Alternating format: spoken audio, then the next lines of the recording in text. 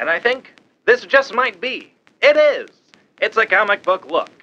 Evildoers beware.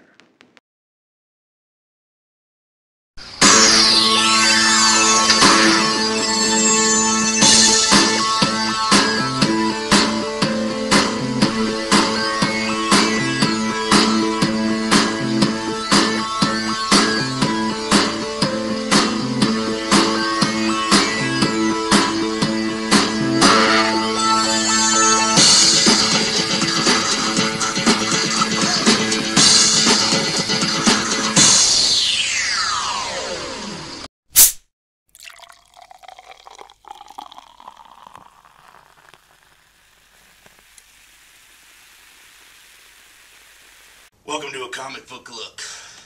It's been dark times around here, but your weekly TV show has been able to make it through. We want to thank you for coming back.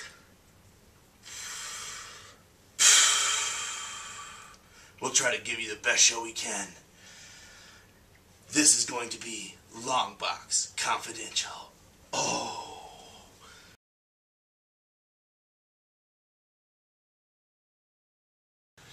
Okay.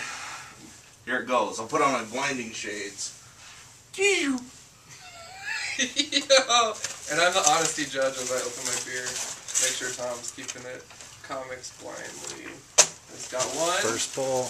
And we're going for three, right? Okay. Yep. Box for that one.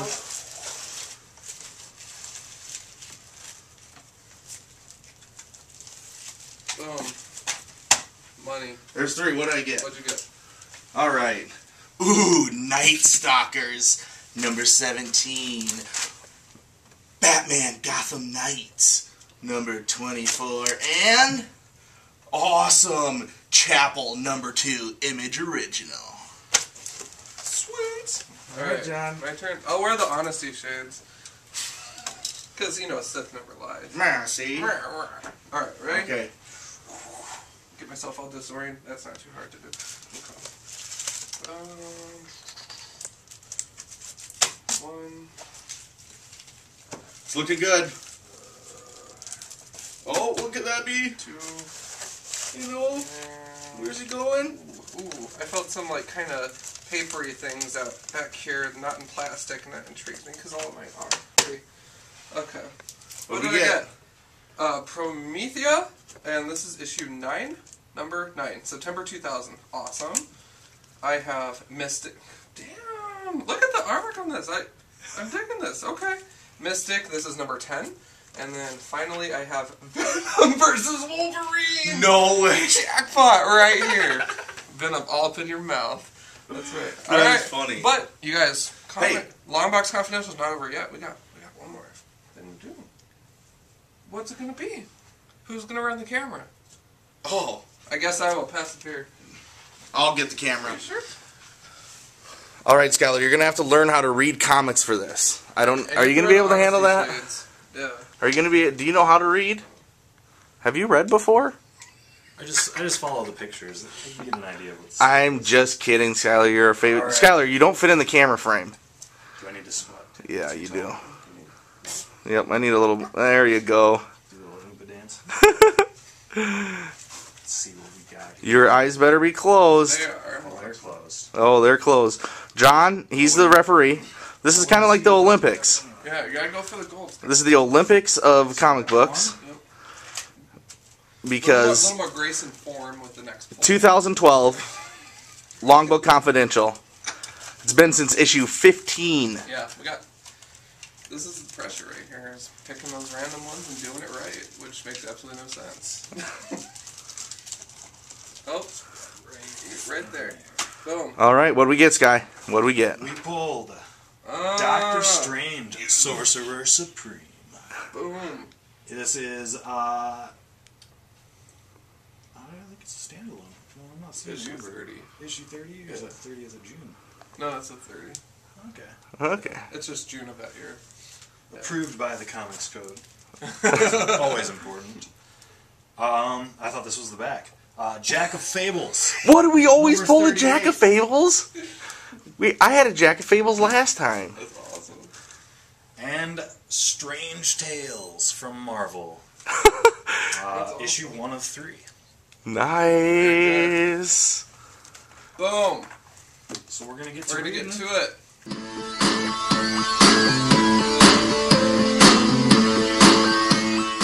That's right, folks. Longbox Confidential, we're back. Hopefully that was dramatic enough for you. But we're coming straight at you. Your favorite episode from episode 15. We're bringing it back for 52 and Longbox Confidential. I know it's a lot of your favorites, a lot of you've been waiting for it, and all of our new viewers will have no idea what we're talking about. But it's pretty damn dope. We got Skyler joining us today. I'm Tom. We got John over there. Sioux Falls, South Dakota, your best TV show around. Thank you for tuning in. And John, can you tell me what Longbox Confidential is? Yeah, dude, absolutely. Well, first of all, I just can't believe how long it's been. It has been long. Holy buckets. And I guess issue 15, I'm like, wowzers, that's a bit... Like, I didn't even know it was that far back, you know? I'm on top of things, I promise you. Yeah, right. As the show's librarian. You know, Longbox Confidential, what we do is we just go ahead and invade, you know, in this case it's been, you know, Tom's collection, and we go through all the white boxes, but we do it with our eyes closed, and we pull out, you know, a couple of issues, and Tom has quite the collection, let me tell you, and you'll see it tonight. And they would have already seen it, I suppose, right? Skyler, you're going to put that in at the beginning? That's right. And so... with what we chose. You've already seen us grab our books, and that's, you know, that's the real deal. That was us grabbing our books live. Nobody looked at anything. So. Yeah. So this show is completely unscripted.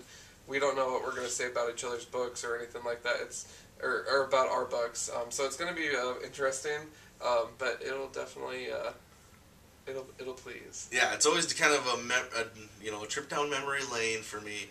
But I like you know, we're going with a noir version of our show. Is always going to be Longbox Confidential, and hopefully we come back to it again because it is super fun.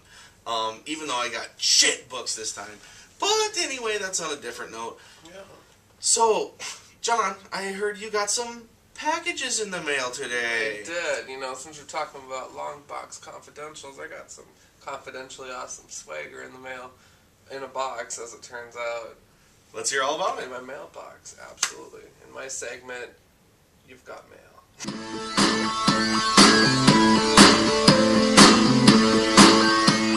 Hello, John from A Comic Book Look here with my new segment, You've Got Mail.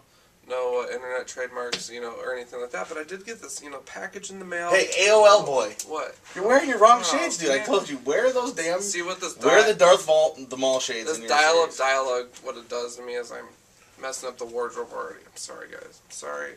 Promise I'm on the ball. Anyways, I got some mail from Celeste. My good friend Celeste, and Celeste is actually the cousin to creator Aaron Nelson that we interviewed, you know, a while back, and they're both super awesome people, but, you know, she sent me some cool stuff, so I just kind of wanted to share it with you. Some of, you know, this is stuff that her and I talk on the phone, and we just get going about comics, about life in general. So you guys know I did my trip originally. She sends me not one, but 2 discs of Irish music, complete with track listings on it, so that I know what I'm jamming out to. So, awesome. Thank you, because I have been listening to some Irish stuff at work, getting in touch with everything. Up next, I got an El Paso Zoo t-shirt, swagger to rock, and I'm going to represent, and there's an event coming up regarding some of the four-legged friends in the cat department. So I got some, you know, I sent her a comic look t-shirt, she hooked me back, you know, hooks me up right back, and that's what we appreciate here at Comic Book Look, you know, get some business going, you know what I mean? No, seriously, I do appreciate it. I'm going to rock this shirt, and promise me, it'll be epic. But, the crown jewel, ladies and gentlemen, trust me, and this is going to accessorize my shades, I'm so excited about this, okay, is the Boba Fett glass. How sweet is that, you guys, right? So, perfect for, you know, mixed drinks. I highly recommend, if you have a best friend, a family member, anyone that's kind of badass, get them the Boba Fett glass. I totally recommend it. Celeste, you are the best, and that's what we do here at Comic Book Look, is we keep it comics, and we keep it comics with our friends, and that is what it's about. We're going to rock it out at that El Paso Con in September, so... we're going to have some footage on that. So anyways, that is my segment. I definitely got some mail today. Salute to you, Celeste, and to the whole Nelson clan. You guys rock. So we're going to keep it comics and back to couch talk for sure.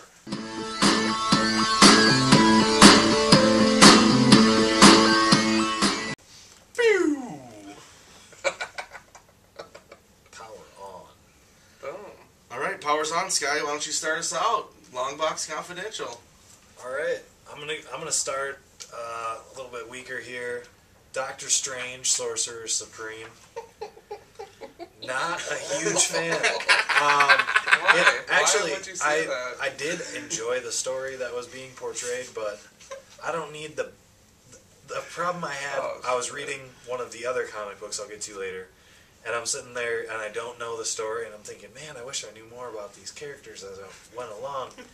And I'm realizing now that I'm really glad that they didn't try to do that, because that's exactly what this book does.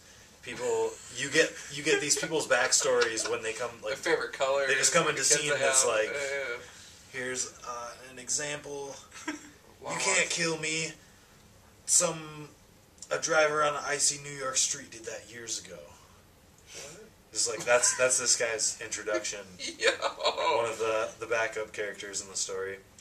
It's really badass. Doctor Strange fights Mephisto's daughter. And then, in the end, I stopped reading because there's like 20-some word bubbles on a fighting scene, just like a whole fighting page. But the two halves of what used to be Satan, Satanish, and Mephisto start battling each other, and it's just really bizarre. And they end up, I don't know if they kill each other or they get fused back together, because one of them slits the other one's throat, and they both start bleeding out of their neck, and one of their hands starts burning, the other one's hand burns, because they're still like twins, they're one and the same. And where's Doctor Strange during all this? He's fighting. He was fighting Mephisto's daughter, and then they just like having coffee with her in this. They just sat back and watched the fight. They did fight together a little while when Satanish showed up. Yeah. But it was a badass little story, little piece of a story that I got anyway. Look at all those words. But yeah, they're just trying to say. Yeah, I mean, let's just give the people this shot. I mean, really, does a one page need this many word bubbles? And then there's a paragraph in each word bubble. So 1, 2, 3, 4, 5, 6, 7, 8, 9, 10, 11, 12, 13, 14, 15. 15 word bubbles on a page. It really was not just exactly a picture book for me. After the first few pages, I just lost interest. Yeah. Okay, ratings. You got to give how many beers? Ratings, I'm going to have to go 3 out of 6 because the art was really cool, Nice. but it was just Generous. really distracting. There's so much space taken maybe up if with you had white more and time. black. Yeah. You know? Hey. If I had a week to read it. I know that we're on a bit of a time crunch, but Tom, just regarding the daughter of Satan, etc., how does that, like Satana right now, or Santana, whatever the fuck her name is, and Thunderbolt/Dark Avengers, like, how does that character, would you say? Yeah, I don't know. Portray, That's it. You know what I mean? I'm not familiar with the Marvel. She's the daughter of the devil, and Mephisto is like apparently the devil, but in the Marvel. If anybody knows that, if you're there's a different devil in the Wolverine. Those Yeah. Wolverine books, the Wolverine went to hell, was a different devil, not Mephisto. So I don't know. Yeah, odd. Exactly, as John was about to say. Yeah. I'm sorry to interrupt you there, buddy. No, you're cool. But yeah, I mean, if you know, let us know, because we're still trying to map the underworld. Doesn't make I don't sense. know exactly. Kind of like the cosmos. Exactly. All that. Yeah. It just people die and come back without any explanation of the cosmos, but that's just how it goes, I think. All right, John, you want me to go? Or are you gonna go? You can go. Okay. I'll do first book I got, or the first one that I pulled out of my box, Night Stalkers, number 17. This is the issue before the last issue. Blade on the cover. It says Blade alone. We got writer is Frank Levis, Edmer Penciler, Frank Turner inker, John Caliz colorist, John Costanza letter. So I don't know any of those people except for the letter, and he's still around. But anyway, this art varies quite a bit, and I don't know if some people who've watched this a while know I love Blade. I've always loved Blade, so that's why I have these comics. We've talked about it before. We've actually talked about Night Stalkers, so it's funny that I pulled that one out. But that's why I bought these books. But reading them, they're terrible. This is a terrible comic. I think they realized that they had to end this series in the next 2 issues, and they just have to wrap so much shit up. I mean, it's basically what the Night Stalkers are is Blade, Hannibal King, and Frank Drake, and they're like this team of underworld people who are PIs figuring things out, and it was the stupidest concept ever. But it's the 90s; they had to make a lot of comics. Yeah. Terrible. They are always inner fighting. Doctor Strange makes an appearance, and he's like in his astral form, and like some demon is a sorcerer supreme. She's like, I'm the sorceress supreme, first woman. I don't even know what that was about, and I don't even know where else to go with this. Such a terrible comic. Don't buy it. Doctor Strange apparently has this big reason for why the Night Stalkers were put together. Completely, absolutely ridiculous. I give that 1 beer out of 6. Only one. I mean, there's only one worst rating, and the only reason that I give it a 1 is because Blade is on the cover, so it gets 1. Terrible comic, but that's what that's what you have when you have a bunch of comics. A bunch of them are shitty. Hit it up, John. Damn. Oh, I don't know if I can top that or not. All right. Well, who are we rocking with here? America's Best Comics, huh? How about that name? We got Prometheus number 9, and you know what I like about this? This is the Dummy's Guide to Mapping It Out because it tells me all the information right there, you know what I mean? Issue 9, September 2000. So, right now we're kind of in a risky era of comics, if I recall correctly, because, you know, the 95 to 99s is when I started reading, and now when I reread them, I'm like, so, you know, we're right on that binge of, you know, we're getting rid of let's talk about our feelings, but instead what we're doing is we're really just, this is the experimental stage for a lot of writers coming up and so forth, which is what I encountered with this issue. So Prometheus, as it turns out, carries kind of a pharmaceutical staff. Dude, just before you go further, read who it is written by. Alan Moore. The man, the master of all. I'm not criticizing the writing. No, the pharmaceutical. I just love, you know, last time you picked, the reason I'm bringing this up, John, is because the last time you picked up, we did a Longbox Confidential, you got an America's Best Comic, Tom Strong, written by Alan Moore. How weird is that you picked another America's Best Comic by Alan Moore? I apologize. Isn't that funny? But given that this was in 2000, this was almost 12 years ago, Alan, you're still young at heart to me, okay? So... But, you know, honestly, and I'm not going to back down, I really did think that this was People hate this book, so you can bash it, man. Right, and so I didn't get a lot out of it. Prometheus as a character, first of all, it seems like there's almost multiple Prometheus because there's a bunch of chicks hanging out on a cloud. There is. Can I come? Can we drink beer together? No? Okay. That's why I can't identify with the book. If we can't have a slumber party, you know, read Megs and, you know, eat men's like we do at baby showers, fuck it. So anyways, to be honest with you guys, there's really nothing to get out of this book. You see blue serpents wrapped around a staff, and that's about all there is to it. Tom, do you have anything to contribute to this? It is drawn by J.H. Williams, who does the amazing art on Batwoman. Do you see what I'm talking about? That I am absolutely in love with. So this it's book not is terrible, so dear to my heart. I own every issue. Oh, I like this page. And I absolutely love this. It's so meta about Alan Moore's views. I'm so sorry. It is totally not a book you could ever just read one comic and then be like, oh, this is good. And most people gave up on it because it's so slow what the actual story is compared to what's going on. So it's just funny that this is a book that John would not like. That I would not get into. But I do dig this page because this has the camera. This has the Cat in the Hat. It's kind of a dream sequence. She interrupts a birthday party and is like, oh, my bad. I'm going to show you all these characters that you probably do know, like Cat in the Hat or Where the Wild Things Are or whatever. Sequences are always Easter Bunny, the Goldilocks and, or whatever, the Three Bears, Santa Claus, King Arthur, and so forth, Merlin. So I liked that page. That actually did stand out to me, and I only had about a beer and a half in me at that point, and I really liked it, that page. But when it comes to one page, I'm going to be honest with you guys. Let's go with the rating. Oh, did I do a rating on my... Did you? Yeah, I did. Yeah, you did. Yeah, it's okay. Sorry. I'm going to be nice to this book because it has Cat in the Hat in it, and I'm going to give it 3 out of 6 because I drank the other 3 because I'm a greedy motherfucker. There you go, man. And I think thanks for giving it 3, man.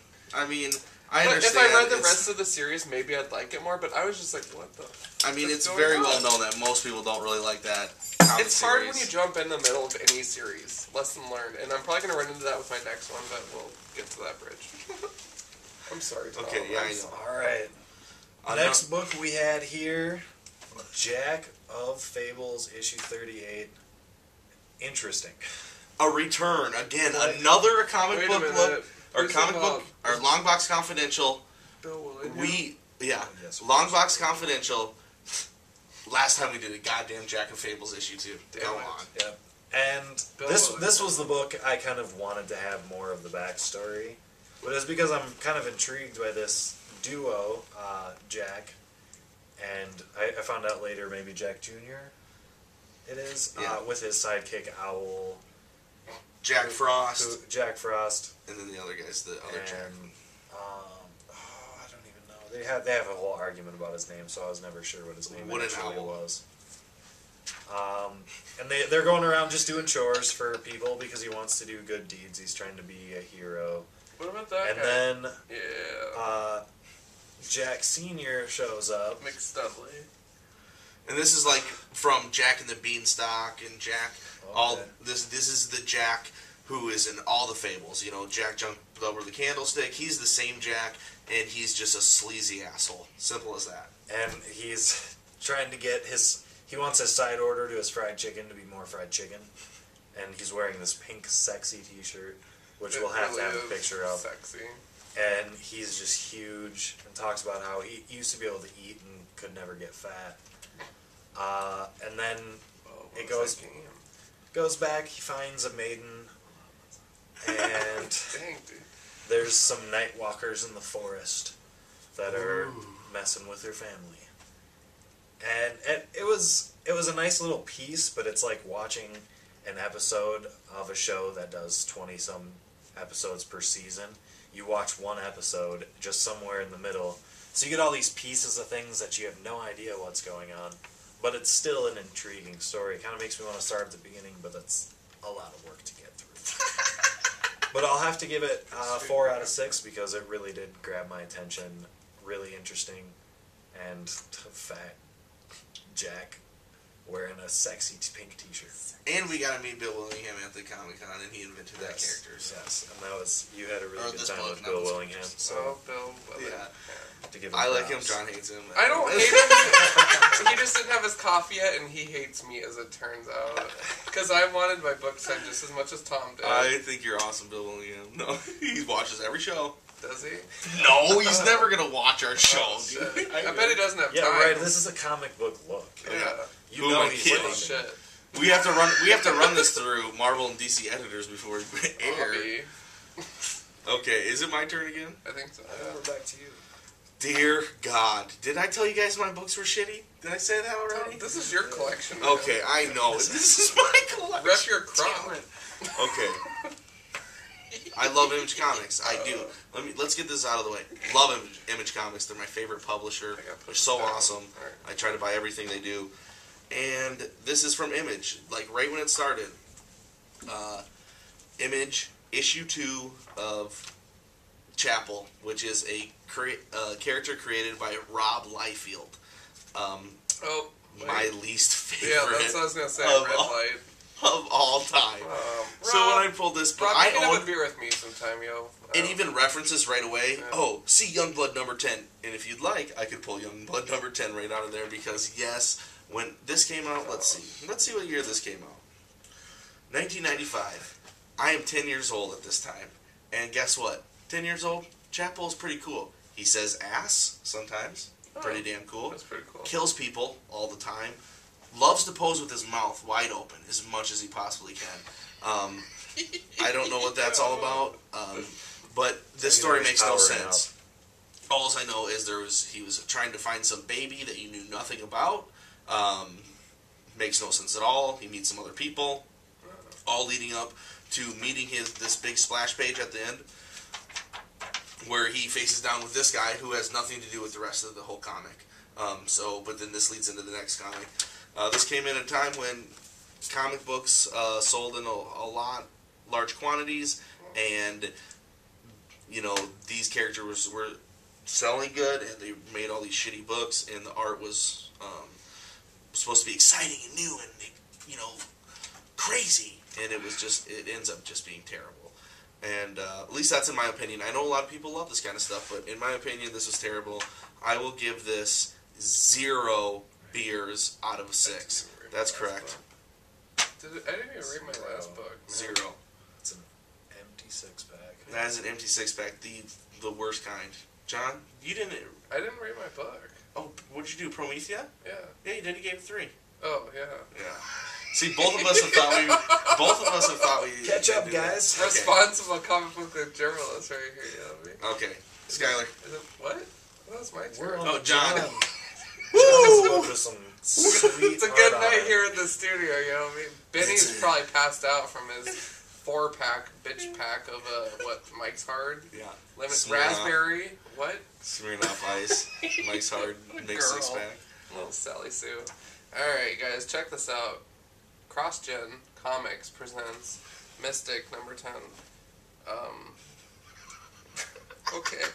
Yeah, so, first of all, this one was, I'll be honest with you, this one was a lot easier for me to read, first of all. But I was kind of reading it, and I'm just like, what's going on? But it's actually, you know, as you get into it more, you get more familiar with the characters. This was a lot more of a smooth read for me. Being issue 10, you know, things are already happening, things are in motion. As a reader, I haven't read 1 through 9, so obviously I'm not in tune with what's going on. But, you know, you got Giselle in here, you got a bunch of angry old men that summon this really angry goddess person from hell who's like, okay, you want me to kill Giselle, and then that way you guys can have your powers back, but in the end I'm going to rule your world. And they're like, yeah, that's what we want. And she's like, okay, I'll do it. Where's Giselle at? And so at the end of it, it's just basically like, oh my god, this chick's on the hunt for me. And Giselle's like, OMG. So, Ron Mars and Brandon Peterson, I think you'll have to buy me a beer on this one. Because, you know, this is... CrossGen Comics, I know Celeste, we got the package from Celeste, and she likes some different CrossGen Comics. We talked about it on Facebook before. Yeah. So I know, you know, like, some people we're really into CrossGen Comics. Yeah. And it's kind of like Fables-esque, you know, because she did have a talking cat. Yeah, it's like, very named fantasy. Skitters, or whatever, which is cool. But this particular issue I wasn't digging. But one thing to keep in mind is some of my titles that I read on a monthly basis for years, I don't dig either, and I will totally flog them publicly, just as I would this. Yeah, John, you don't have to worry about hurting feelings, man. Go for it. But it's really not bad. If I had the background on it, I'd probably like it a bit more, because I just was like, WTF. So this is going to be, you know, since I'm, you know, a little more 3 sheets to the one at this point, we're going to give this a 4, just because I only drank 2. I only drank 2. That's so nice of you to give it 4 stars. I'm going to give it 4. I'm going to say you like that. Sweet cover. Yeah, It does. Both of them do. I like that stained glass. I really do. That covers it. I like both of them. When I pulled them, I'm like, was this from the same series? That was my first reaction. But we're saving the creme brulee for that. Oh, yeah, mine too. Yeah.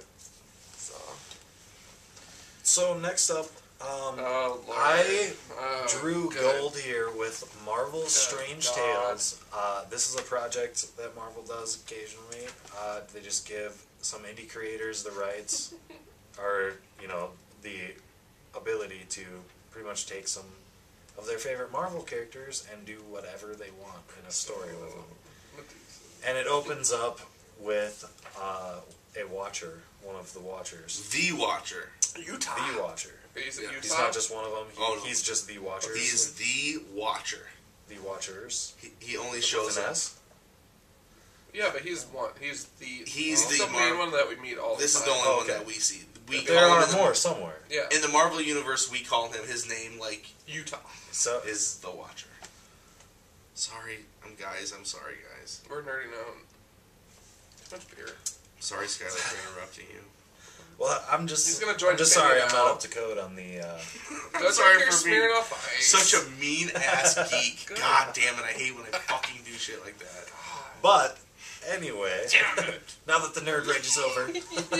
So fucking ashamed. That was pretty epic. It's probably the black ring. Take that shit off. The Watcher is watching the She-Hulk take a shower and enjoying it. Take a shower. He drops the shutters and turns off the light real quick when we come in on him. And he tells us that these are some stories from some strange realities. So the first one is a story, I don't know who the team is. The Inhumans. The Inhuman team, okay. Boom. I didn't know that then, actually. But Lockjaw is about to get fed. They're about to open the can, and then a bad guy shows up in their lair for whatever reason. Who's the bad guy? I don't even know. Where is he? It doesn't matter. It seriously Psycho doesn't Man. matter. Lockjaw's the dog, by the Lockjaw way. just You guys, it's the famous stomps dog. this guy. Yeah, mind control, teleport powers. Stomps this guy, goes running after the can, bites it, and then teleports off because the Inhumans are fighting with another What the fuck his name is? I bad don't know guy. who that is. Lockjaw just teleports in, beats their ass, teleports them back to the lair. They grab the can, he's hoping to get the food, and then a bad guy shows up again. He teleports in with the can, stomps the bad guy because he has a sharp crown to open his can so he can get his food out. And Dog's a man. end story. And just there's the cheesiest picture of Lockjaw just grinning at the end of it. I just I remember was reading this. Laughing Wasn't he like in uncontrollably. the John Avengers was wondering Pets? what was going on. Or something. Yeah, totally. Yeah, he was in the Avengers, the Pet Avengers Yeah, too. yeah. What's this next one about? There's a little noir story. It wasn't terribly interesting. It was the Yeah. She-Hulk Kinda about cool to get art. married to a vampire. Yeah. Yeah, it was a really cool style. Almost like a too many pages. Almost like a noir, classical style. Perfect art. for this show. Perfect. A little anime SpiderMan story. Yeah, wasn't interested. Just gonna skip Looks over like the that. Bratz. A childlike Hulk story. Namor with man Marvel's most embarrassing moments. One of the funniest ones I thought was after being cut off. The Nightcrawler cannot flip the bird. He's only got 3 fingers. boots. I like the Galactus. It's really one. funny. A Doctor Strange rap album was also featured. And then one of my favorite stories, apart from the Lockjaw story, was The Punisher. And the Punisher is a guy that parents hire to scare their kids straight, basically, and he comes like shooting in the door. And this guy is So like dang, dude. a lawyer, a surgeon, and so on. He actually says "and so on" after he's getting his degrees. And the Punisher shows back up, and they have like one of these Harvey Birdman finishing moments, almost, where everyone's laughing because he's like, "You wouldn't have really shot me if I didn't get my grades up, would you?" And the Punisher pulls the trigger because he has a gun right to this kid's head, and out comes a little flag that says "Stay in school," and they just like embrace and laugh the finish away. There's a couple other stories, a cheesy Spider-Man story, some other things. Nothing terribly interesting, but this one was very good. The Hulk, Peter Parker we found out later he hulked out. He's trying to open a jar of pickles, but he's just fine and back to eating a sandwich once that jar was open. It's the only thing that made him angry. I love that. I love that. When was this one published, by the way? I'm just Like looking at the 2 years ads. ago, I would say. Strange Tales. Because wasn't this more recent? Look at that. Yeah. Yeah, I mean, I think here. It had to have been recently. Yeah, it's 2009. Damn. November 2009. So, Wow. 3 years ago. But what a fun environment that book is. Oh, yeah. Yeah, and just a handful of different stories. Some of them are pretty crappy. I started reading some of them and just wondered why afterwards. But some of them were so good it makes up for it. And this is the kind of thing that I love about comics. This is why I read When you have comics. fun with it. Yeah. Especially these like short, quick stories. A lot of times are just so much fun. And I'm gonna have to give it 5 out of 6. Nice. Even though a few of them Boy. were really weak, so it doesn't get the full 6-pack, but so entertaining.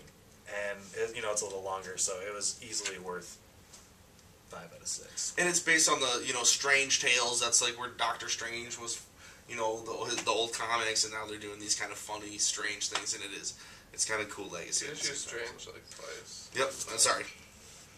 So, throughout our books and stuff, it's kind of funny, like some of the older ones, checking out some of the environment of it. Yeah, totally. Which, John, you're the greatest lead-in man in the history of a comic book. Look, I love ads in comics. And I'm going to bust in reading these old comics right away when we were doing it. I go, I know what my segment is. It's going to be old ads in comics.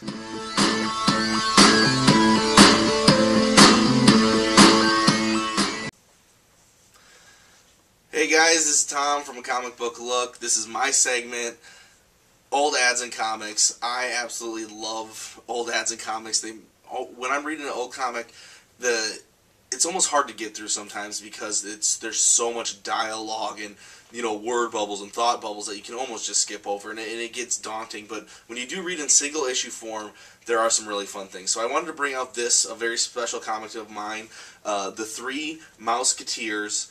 So cute, but this really means a lot to me. Kind of hits me at home, because they're smoking a pipe and eating cookies. You'll figure it out. And so I love this comic book. It's from 1958, The Three Mouseketeers. Very hilarious cover. And then the very first page is the classic comic book ad that everybody loves. And I know this is really old, 1958, but I don't really care, so I'm going to just kind of bend it over and be careful with it. This is the age-old comic book ad that everybody sees right away. It's completely based for comic book nerds to sell them. And you can't even write this kind of stuff anymore, else you'd probably get sued. But this is a specific line from this. How to become a winning athlete in all popular sports. How to beat any bully. How to do feats of strength. And how to be a winner in everything you tackle. What does that even mean? How to gain up to 50 pounds of mighty muscles, and I'll show you absolutely free. All you have to do is send in money. Kind of odd. And it does say, though, that you can win a big silver trophy and even up to $100 in cash. Nobody ever won that. But they do have this picture of this very manly-looking man, and this is the caption they say about him. George Jowett, champion of champions, world's greatest builder of champions, the real He-Man out of skinny and flabby weaklings. What does that even mean? They're supposed to have testimonials over here. I don't know, it's ridiculous, but so fun to watch. On the back, I just want to mention quick, these aren't as cool, but if you send this in, you can get a free magnifying glass, and you can get their catalog to sell these things, and you can get cash. But what the best part of this is, whoever got this comic originally definitely chumped out, and they cut out that ad, and they sent it in, and so somebody out there got this magnifying glass and was frying ants with it. 1958, baby. 1958. Comic book look.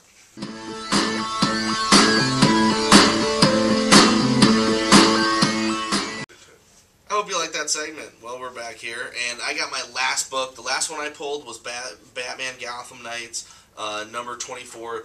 These are supposed to tell, I thought usually, they could be anything. They could just be different stories about, Gotham and Batman. But this one is a story by Devin Grayson and Roger Robinson. Even though he shares the same name as Dick Grayson, maybe not bringing it all to the table.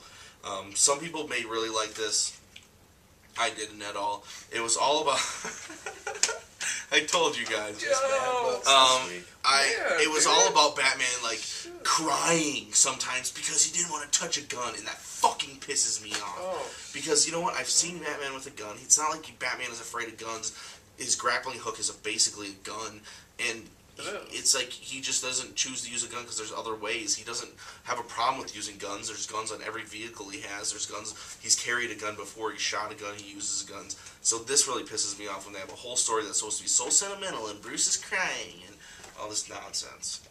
Saves the day at the very end of all these, though. Who's the villain? There's no... Oh, in this, Batman is talking to himself the whole time. The suit is on display, and Batman is here, and he's talking back and forth through his suit. No villain. I hate that Batman. And then the suit is like, you must try to touch the gun. I don't want to touch the gun. You must touch the gun. I don't want to touch the gun. This is what I'm talking about with that voice, that Batman voice. It's going to stick with us every time we pick up a Batman. You don't want to touch the gun. Hey, I was listening to our episode at work, by the way, and when all three of us were doing that voice, I was lolling so hard at my desk. I mean, you were laughing so hard. Lolling. Hey, you. What I don't hate you. What saves the day in this, though, is I remember reading these, how I actually got these books is I worked with a person who was awesome.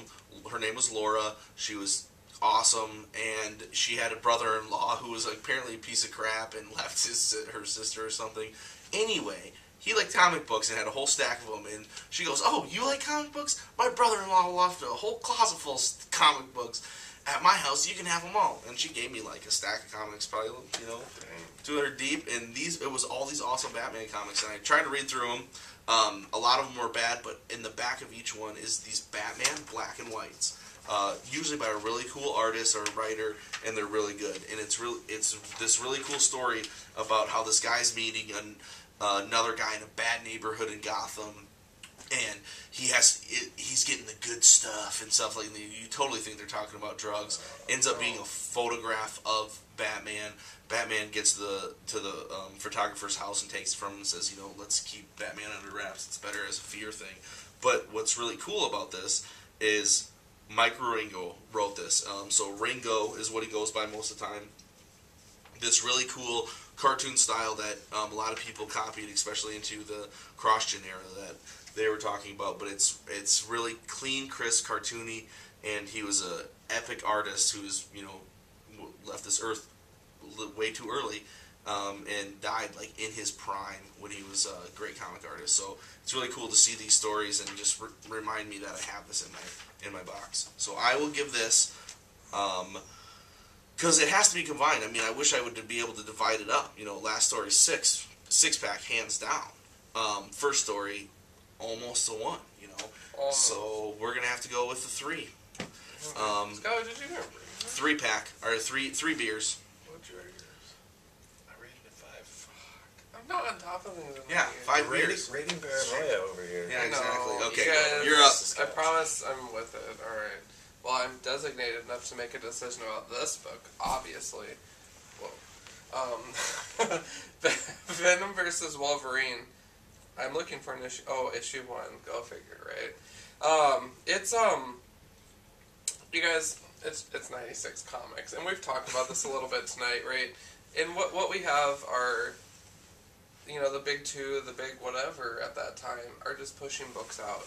Because comics are hot, everyone wants to see everybody meet everybody, and so forth. The best thing about this issue is that there really isn't too much of Wolverine versus Venom at all. So Marvel, as it turns out, a decade later, still does the cover is selling you nonsense. That actually doesn't happen in the issue, right? Is that a fair statement? I love how you put that statement? so seriously and scholarly almost. Yeah. Marvel is delivering you nonsense. Nonsense. It's fascinating.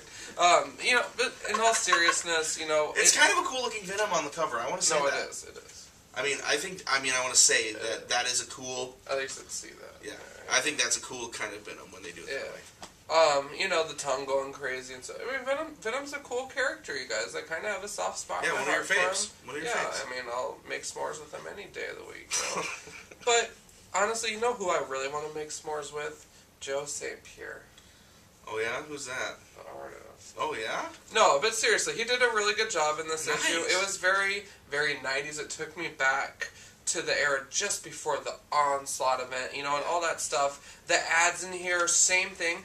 But what really captivated me most about this issue was the fan art page, because I just love the involvement that they have. Page? That they have with young. I love those old fan art pages. You have people age 11. Show the camera. Age 12. Age 11, age 12. People send in their drawings, and Marvel's like, hey, that's cool. We know that there's people reading our books, and we want to acknowledge them. It's funny how a decade later we're not capable of doing that. And I think that that's sad. And that's not just them, but that's DC. I mean, I don't see a lot of that as much as we used to. I would like to see more of that. Is not necessarily drawings, but they're bringing back the letters and bringing stuff. Them back for kids, exactly. Right. Boom. But get them involved, because this is something that it might be a bit of a grotesque subject with Venom in it. It's still a really neat character, and it really is. And kids can handle more than what you guys think. Right. You guys know my views on that, but definitely, I mean, a kid could read this comic. They're not going to go and do anything bad from it. They're just going to think it's cool art and crazy and exactly. So I don't know. I really dig that. So there's a lot of minuses in terms of, like, there's this one character that looks like he's part of Bishop's XSE squadron. Yeah. That Wolverine's BFF with. I've never met that character before, and I've read a lot of Marvel, so I'll give this one a 3 out of 6. Nice. And that's the only 3. time you'll hear me say that out of a Venom title, but it just didn't do a lot for me. Like, you know who the hell that dude is? I'm just like, Yeah. yo, you look like a baby Cable. Like, I'm not digging that. Everybody looked like Cable during these times. Right? But yeah. So, yeah. Cool. I mean, 3 out of 6 though brings it back, and it's funny that John yanks a Venom title. Yeah. Yeah, I almost shit my pants. I was like, that's awesome. You know. So all in all, I don't know, how do you guys think that this poll is went? I mean, do we do good? Did good. Skyler did awesome. I struck gold. Tom, how'd you do? Terrible. You guys know that. It was an absolutely terrible time.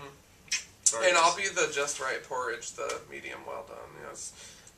So I think Skyler wins this round, I guess. Skyler got the best books. I got the worst books. John's were right in between. But yeah, well, you know, one more episode down of Longbox Confidential, and we want to thank you guys. Did you do all 3 books, Skyler? Yeah. Oh, Yeah, and we want to thank you guys for watching again, and you know, please comment, tell us what you think, tell us if you guys have recognized any of these comics or you read any, and you know, if this brings you back like it did us. It is a fun show. I hope you guys enjoyed it. Give us show ideas at acomicbooklook@gmail.com. Let us know what you think, good or bad, and you know, thanks for watching again. Excellent. You guys know the drill. @ Comic Book Look. Check us out. All 3 of us are on Twitter, so get at us. And as always, you guys just keep staying awesome. Keep staying interactive. Read those books. Get at us. Yell at us. Tell us if we're messing up those reviews, or if you read a book and you liked it and we didn't. Well, let us have it, because we love interaction. We love you guys. We love the community. We love the industry. That's why we do what we do. So you guys know the drill. Keep it comics.